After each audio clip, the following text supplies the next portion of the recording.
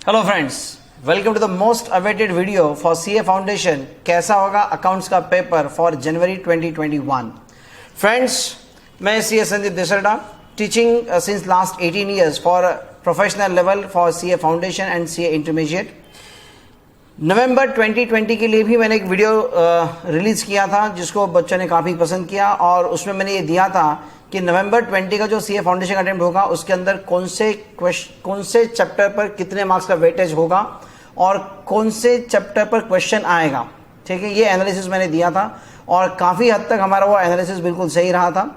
आज मैं फिर से एक वीडियो लेके आ रहा हूँ, खास करके जिन बच्चों ने ऑप्ट आउट किया है सीए फाउंडेशन के एग्जाम में, जो कि दिसंबर 20 में हुई थी, जिन्होंने उस एग्जाम को ऑप्ट आउट किया और जनवरी 21 में उनकी एग्जाम है, उन बच्चों के लिए अकाउंट्स पेपर के लिए वो एग्जैक्टली कौन से चैप्टर को कितना वेटेज दें, कौन से चैप्टर की इंपॉर्टेंस क्या होगी और चैप्टर के अंदर भी कौन से पार्ट पर क्वेश्चन आने के चांसेस ज़्यादा है, इस बात को लेकर मैं ये वीडियो बना रहा हूँ। लेकिन उससे पहले मैं एक डिस्क्लेमर आपको दे दूँ, आईसीए के एग्जाम में वैसे भी ये प्रिडिक्ट करना कि एग्जैक्टली कौन से चैप्टर पर क्वेश्चन आएगा और कितने मार्क्स को आएगा, ये बहुत डिफिकल्ट है। ये सिर्फ हमारा एक्सपीरियंस है कि एक अंदाज़ा हम लगाते हैं, पिछला ट्रेंड देखकर हमें बताते हैं कि भाई ये पॉसिबिलिटी बन सकती है। वैसे मैं आपको बता दूं, नवंबर 20 के लिए जो मैंने एक एनालिसिस दिया था और वो एक्चुअल में कितना आया, यहाँ पर आप देख सकते हैं, ये हमने रेकमेंड किया था और ये हमारा एक्चुअल रहा। चैप्टर वाइज अगर आप देखें तो यू विल फाइंड कि रेक्टिफिकेशन ऑफ एरर, जिसको मैंने कहा था कि 10 नंबर का क्वेश्चन आएगा, बट खैर इसके ऊपर 5 नंबर का क्वेश्चन आया। लेकिन फॉर बैंक रिकन्सिलेशन 10 मार्क हमने रिकमेंडेशन दिया, 10 मार्क का क्वेश्चन आ गया। सिमिलरली आप यहाँ देख सकते हैं फॉर ऑल द चैप्टर्स जो हमने रिकमेंड किया था और कितने मार्क्स के क्वेश्चन यहाँ पर आए हैं। ऑलमोस्ट उसके अंदर हमारा 80 to 85% हमारी एक्यूरेसी उसके अंदर रही है। एक चैप्टर मैंने आंका था कि उसके ऊपर क्वेश्चन नहीं आएगा, that is a bills of exchange, लेकिन उसके ऊपर क्वेश्चन आया था। खैर सर, ये प्लस माइनस थोड़ा बहुत होता रहेगा, तो मेरी कोशिश है इस बार फिर से एक बार कि जनवरी 21 के लिए आपका पेपर एग्जैक्टली किस तरह से रहेगा। सो फ्रेंड्स, यहाँ अगर आप देखें तो सबसे पहला आपका चैप्टर थियोरेटिकल फ्रेमवर्क, जिसके अंदर आपका बेसिक कॉन्सेप्ट्स है, accounting convention, accounting concepts, journal ledger वगैरह जो चीज़ें, सब्सिडरी बुक वगैरह। इसके बाद 5 से 10 मार्क का इंस्टीट्यूट ने ही आपको एक हमारे आईसीआई ने एक मार्क्स रिजर्व किए हुए, इसके बाद 5 to 10 मार्क्स, तो उसके ऊपर तो क्वेश्चन आना ही आना है, उसके ऊपर कोई किसी भी प्रिडिक्शन की या फिर किसी ज्योतिष की ज़रूरत नहीं है। Now coming to the second part, that is a rectification of error, bank reconciliation, inventory and concept of depreciation. ये 4 चैप्टर मिलाकर आईसीआई ने इसका वेटेज जो फाइनल किया है, it is of 25 to 30%। And my opinion is that this time you will have a question rectification of error पर 5 से 10 mark का क्वेश्चन आएगा, आ सकता है। ठीक है, बैंक रिकन्सिलेशन पर लगातार 10 मार्क का क्वेश्चन होता ही है, तो आई एक्सपेक्ट सर इस बार भी 10 मार्क का क्वेश्चन आएगा। और बैंक रिकन्सिलेशन में आपसे ये कहूँ तो एक पर्टिकुलर वैरायटी जो अब तक आईसीआई ने अब तक के एग्जाम में कहीं पर भी कवर नहीं की है, दैट इज कि जहाँ पर कैश बुक और पासबुक दोनों दिया जाए और उन दोनों को कंपेयर करके find out the causes of difference and then prepare bank reconciliation. तो ये वैरायटी अब तक आईसीआई ने कवर नहीं की है, तो मुझे लगता है कि शायद से इस बार इस टाइप का क्वेश्चन बीआरएस पर पॉसिबल है, तो बीआरएस पर क्वेश्चन आएगा। ठीक है, और उसके में भी इस टाइप का क्वेश्चन आएगा, ऐसा मुझे लगता है। ठीक है, then inventories, I guess sir इसके ऊपर 5 नंबर का वेटेज इस बार बनता है। लास्ट टाइम 10 नंबर का क्वेश्चन था, इस बार 5 नंबर का मुझे लगता है।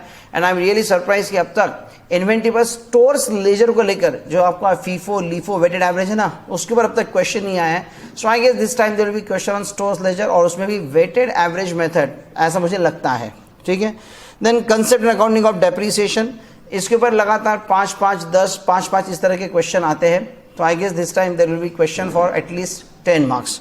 सो यहाँ पर ये मेरी लगता है इस 4 चैप्टर के अंदर इस तरह से आपके 25 to 30 नंबर के क्वेश्चंस होने के चांसेस है।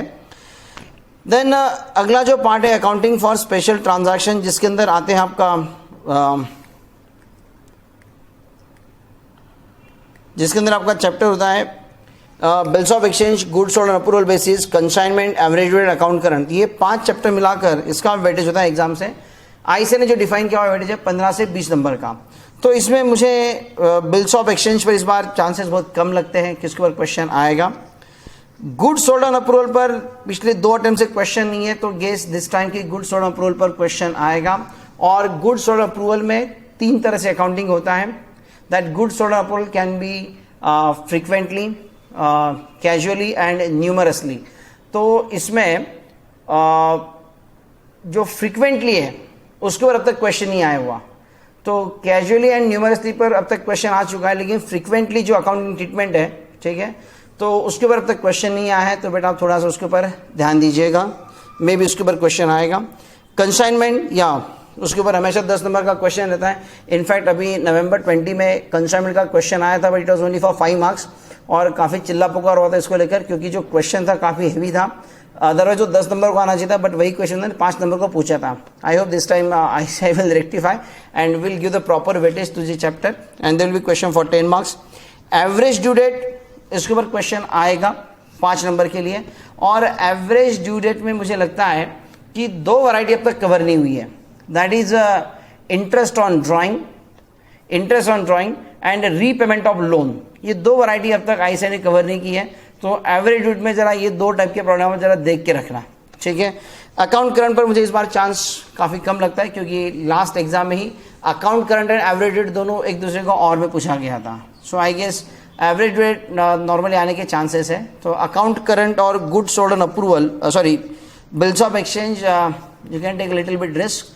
हाँ, लेकिन एक बात बता दो बेटा, वैसे अकाउंट जैसे सब्जेक्ट में आपने हर चैप्टर करना चाहिए, ठीक है, बट खैर अब लास्ट मोमेंट है, तो थोड़ा सा अगर हमको चैप्टर ओरिएंटेड जाना है, अगर आपके पास टाइम कम है प्रिपरेशन के लिए, तो जो ज़्यादा इंपॉर्टेंट वाले चैप्टर उसके लिए आपको ज़्यादा फोकस करना पड़ेगा. वो हिसाब से आप वीडियो को देखिएगा, ठीक है. देन अगला ब्लॉक आता है sir, chapter number 7, 8, 9, that is your final account for sole proprietor, partnership and NPO final account. तो इसका तो वेल डिफाइंड वेटेज है आईसीएआई का 30 to 40 मार्क्स, और इसके ऊपर लगातार 10 मार्क के 3 चैप्टर पर क्वेश्चन आ रहे हैं. I guess this time sole proprietorship, उसके ऊपर 10 नंबर का क्वेश्चन आएगा ही आएगा. लास्ट टाइम इसके ऊपर काफ़ी डिफिकल्ट क्वेश्चन था, ऐसा क्वेश्चन था जो कि हमारे मॉड्यूल में कहीं पर भी दिया हुआ नहीं है. तो I guess this time there will be simple question where normal sole trader का आएगा, नॉट फॉर द मैन्युफैक्चरर, क्योंकि लास्ट टाइम मैन्युफैक्चरर का क्वेश्चन था. तो इस टाइम सोल ट्रेडर के ऊपर क्वेश्चन के चांसेस ज़्यादा है. तो trading profit loss and balance sheet regular question आएगा, तो एडजस्टमेंट में ध्यान रखना. जैसे कि managers commission before after net profit होता है ना सर, वो वाला थोड़ा ध्यान रख लेना. पार्टनरशिप अकाउंट 10 नंबर का क्वेश्चन ज़रूर आएगा. लास्ट टाइम मैंने बहुत डंके की चोट पे कहा था कि पार्टनरशिप में आएगा एडमिशन कम रिटायरमेंट, और आया भी था एडमिशन कम रिटायरमेंट. एडमिशन एट ए टाइम रिटायरमेंट वाला क्वेश्चन मैंने बहुत, आप पिछला वीडियो देख लेना, उसमें मैंने बहुत डंके की चोट पे कहा था कि इसके ऊपर क्वेश्चन आएगा, और उसी के ऊपर क्वेश्चन था भी. मुझे इस बार लगता है कि इस बार जो क्वेश्चन आएगा, मैंने यहाँ पर ए लिखा है, दैट स्टैंड्स फॉर एडमिशन. तो एडमिशन पर क्वेश्चन आएगा, और उसमें भी assets and liabilities to be kept at its original value. तो जिसके अंदर आपको मेमोरेंडम रिवैल्यूएशन अकाउंट करना पड़ता है, थोड़ा आप उसका ज़रा ध्यान रखना, ठीक है. Then NPO, last time 10 mark का क्वेश्चन था. मुझे लगातार ऐसा लग रहा है कि ये चैप्टर का वेटेज जो है ना कम से कम 15 नंबर का होना चाहिए. तो though the last time question for 10 marks, I guess this time there will be question for 15 marks. And एक वैरायटी जहाँ पर आपको opening and closing balance sheet दिया हो and to prepare receipt payment and income expenditure, ये वाला type अब तक कवर नहीं हुआ है. तो आई गेस थोड़ा सा आप इसका ध्यान रखिएगा, क्योंकि हम लोग काफ़ी क्वेश्चंस कर लेते जहाँ पर रिसीट पेमेंट के बेसिस पे इनकम एक्सपेंडिचर बनाना या इनकम एक्सपेंडिचर पर रिसीट पेमेंट बनाना. बट ये बहुत थोड़ा सा साइड में रही हुई वैरायटी है, जहाँ पर आपको ओपनिंग क्लोजिंग बैलेंस शीट दिया जाए and on that basis of course some adjustment will be there and you require to prepare receipt payment and income and expenditure. तो थोड़ा उसका ध्यान रखना. एंड देन कंपनी अकाउंट में इश्यू ऑफ शेयर्स लगातार question होता है. So there will be no surprise if there will be question for 10 marks. Issue of debenture, ये हमने लास्ट टाइम भी रिकमेंड किया था, इस बार भी हम लोग रिकमेंड करते हैं कि इसके ऊपर क्वेश्चन आएगा फॉर 5 नंबर के लिए. And in fact issue of debenture में मुझे स्पेसिफिकली अगर आपसे मैं ये कहूँ तो I guess for issue of debenture, loss on issue of debenture, ठीक है, that's a premium payable on the redemption of debenture, there is a loss on issue of debenture, and discount on issue of debenture, how it is to be amortized, उसको लेकर के issue of debenture में question बन सकता है. सो बेटा ये देखिए, ये हमारा सिर्फ एक अंदाज़ा है, मैं ये गारंटी नहीं देता हूँ आपको कि इसी तरह का क्वेश्चन रहेगा, बट हाँ कहाँ पर हमने फोकस करना है, कौन से चैप्टर को ज़्यादा फोकस करना है, इससे आप अंदाज़ा लगा सकते हैं. और ऊपर से अगेन अगर कोई पर्टिकुलर चैप्टर आप पढ़ रहे तो उसमें भी कौन से पर्टिकुलर टाइप के क्वेश्चंस आपने करने चाहिए, ये मेरा अंदाज़ा है, ठीक है। काफ़ी हद तक हमेशा हर टाइम के लिए मेरा अंदाज़ा 80-85% तक सही निकलता है। उम्मीद है इस बार भी हमारा अंदाज़ा बिल्कुल सही निकलेगा। So with this I wish you all the best बेटा। एंड वैसे हार्डवर्क के लिए कोई ऑप्शन होता नहीं है, सो प्लीज़ स्टडी सिंसियरली। खास करके आपके जो पहला जो क्वेश्चन होता है फाउंडेशन के लिए, पहला क्वेश्चन आपका अकाउंट्स में आएगा 20 नंबर का, जिसके अंदर पहले 12 मार्क का ट्रू और फॉल्स होता है और 8 मार्क की थ्योरी क्वेश्चन होते हैं। तो ये जितना भी थ्योरेटिकल पार्ट है उसको लेकर इसी लेक्चर के डिस्क्रिप्शन में आपको मेरे थ्योरी के नोट्स भी मिल जाएंगे। मैं आपसे सिंसियरली कहूँगा कि इतने जो नोट्स है that is more than sufficient. इतने ही अगर आप पढ़ लेंगे तो भी आपको मॉड्यूल में जो स्टार्टिंग का जो चैप्टर लगभग 125 पेजेस का दिया हुआ है वो आपको पढ़ने की ज़रूरत नहीं है। I covered the theory from MTP, RTP, MC model test paper, ICA के एग्जाम में से अब तक का जितना कुछ भी थियोरेटिकल पार्ट ICA ने दे के रखा है वो मैंने बहुत अच्छे से कंपाइल करके इसी लेक्चर के डिस्क्रिप्शन में दिया है। वहाँ से आप थ्योरी पढ़ सकते हैं। ट्रू और फॉल्स, बहुत सारे ट्रू और फॉल्स विद रीजन मैंने दे के रखे, और ट्रू और फॉल्स आपको 6 ट्रू और फॉल्स पूछते हैं विद रीजन फॉर 12 मार्क। तो अराउंड 100 से भी ज़्यादा ट्रू और फॉल्स विद रीजन मैंने दे के रखे हैं, तो आप प्लीज़ उसको भी पढ़ लीजिएगा, डेफिनेटली आपको उसकी हेल्प होगी। अगेन मेरे कॉन्सेप्ट होती है रिवीजन बैचेस की, तो जिसके अंदर मैं पूरे चैप्टर को 3 या 4 प्रॉब्लम में कवर कर लेता हूँ और 3-4 प्रॉब्लम मिलाकर पूरा चैप्टर वहाँ पर कवर हो जाता है। तो इस तरह के कई सारे revision lectures, chapter wise revision lectures मेरे यूट्यूब पर अवेलेबल है।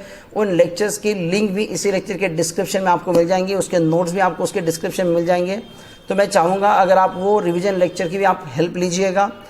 एक particular chapter let's say NPO, जिसके अंदर कई तरह की वैरायटी होती है और वो हार्डली 3 या 4 प्रॉब्लम मैंने पूरा NPO all adjustments I covered and that is for all chapters, almost all chapters मैंने इस लेक्चर के डिस्क्रिप्शन दिए हैं।